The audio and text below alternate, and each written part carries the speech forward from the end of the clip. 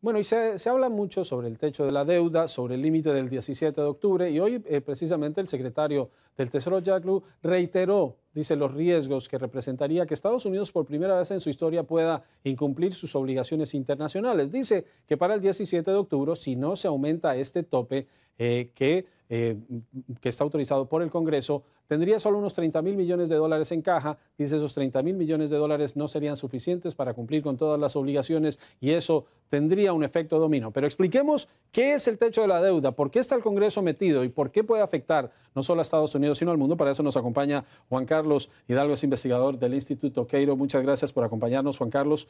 Comencemos hablando del techo de la deuda. ¿Por qué hay un techo para la deuda externa, en este caso de Estados Unidos? Sí, es una anomalía, de hecho, que un país tenga por ley un tope a la capacidad de endeudamiento que tiene. Es una figura nominal, ni siquiera es una figura como porcentaje del PIB o el porcentaje del tamaño de la economía. En Estados Unidos siempre ha existido esto. Eso no quiere decir que sea un techo firme, puesto que se ha venido levantando en muchas ocasiones en las últimas décadas, pero ciertamente en los últimos años ha tomado cada vez más relevancia política, puesto que especialmente el Partido Republicano, ante el surgimiento del Tea Party dentro del Partido Republicano, ha empezado a exigir que la administración Obama y que el gobierno federal de Estados Unidos reduzca gastos, corte gastos, como condición para elevar este techo de la deuda. Entonces, lo que antes era una cuestión bastante automática, aumentar el techo de la deuda, ahora se ha vuelto una discusión casi que de vida o muerte. Y en este caso, la autoridad para decir que ese límite se puede superar y ampliar esa capacidad de endeudamiento es del Congreso. Es el Congreso de Estados Unidos, en una votación que, por supuesto, por las características que tiene el Congreso de Estados Unidos, tiene que haber un acuerdo entre ambos partidos. Hoy Jack Lew, el secretario del Tesoro, reiteraba, decía el riesgo que hay si Estados Unidos no cumple con sus obligaciones. ¿Por qué lo que Estados Unidos haga con sus cuentas afecta a la economía mundial? Sí, yo creo que las declaraciones del secretario del Tesoro y el mismo presidente Obama han sido un poco irresponsables. No necesariamente Estados Unidos tiene que entrar en una mora de pagos si no se levanta el techo de la deuda.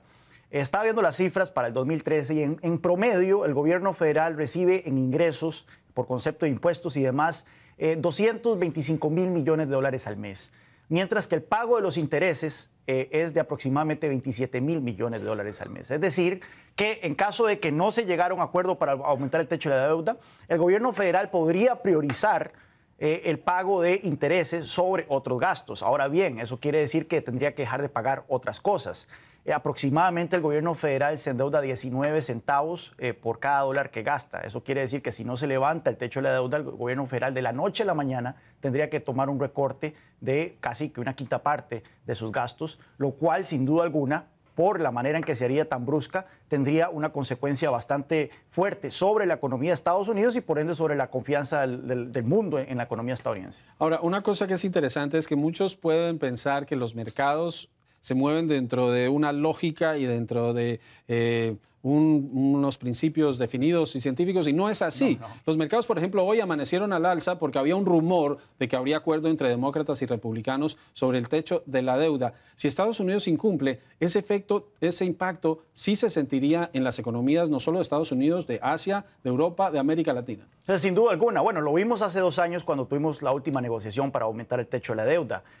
Acordémonos que hubo un acuerdo de último minuto entre republicanos y demócratas que levantó el techo de la deuda de manera temporal. Sin embargo, eso no evitó de que luego una de las agencias calificadoras de riesgo degradara la perspectiva de la nota de crédito de Estados Unidos y que eso causara una caída en las bolsas Dow Jones de aproximadamente 400 puntos, de más de 400 puntos en un día.